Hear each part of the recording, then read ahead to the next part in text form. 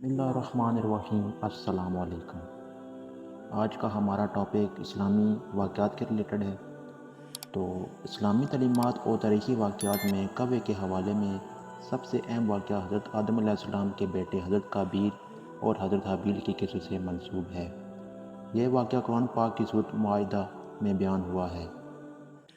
حضرت آدم علیہ السلام کے دو بیٹوں قابیل اور حابیل نے اللہ کی رضا کے لیے قربانی پیش کی۔ حابیل کی قربانی قبول ہوگی جبکہ قابیل کی قربانی مسترد ہوگی۔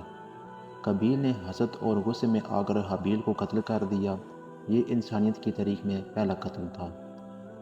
قتل کے بعد قابیل کو نہیں معلوم تھا کہ حابیل کی لاش کا کیا کرنا ہے۔ اسی دوران اللہ نے ایک کوے کو بھیجا جو زمین کھودنے لگا۔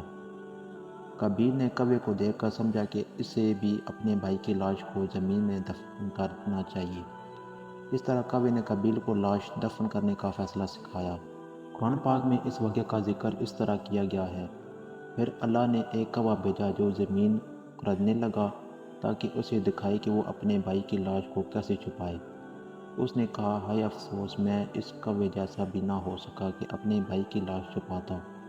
پھر وہ پچھتانے والوں میں سے ہو گیا۔ یہ واقعہ ہمیں یہ سکھاتا ہے کہ اللہ تعالیٰ نے ہمیں زندگی کی ہر ضرورت کے لیے ہدایات فراہم کی ہیں اور ہمیں اپنی غلطیوں سے سبق سیکھنا چاہیے۔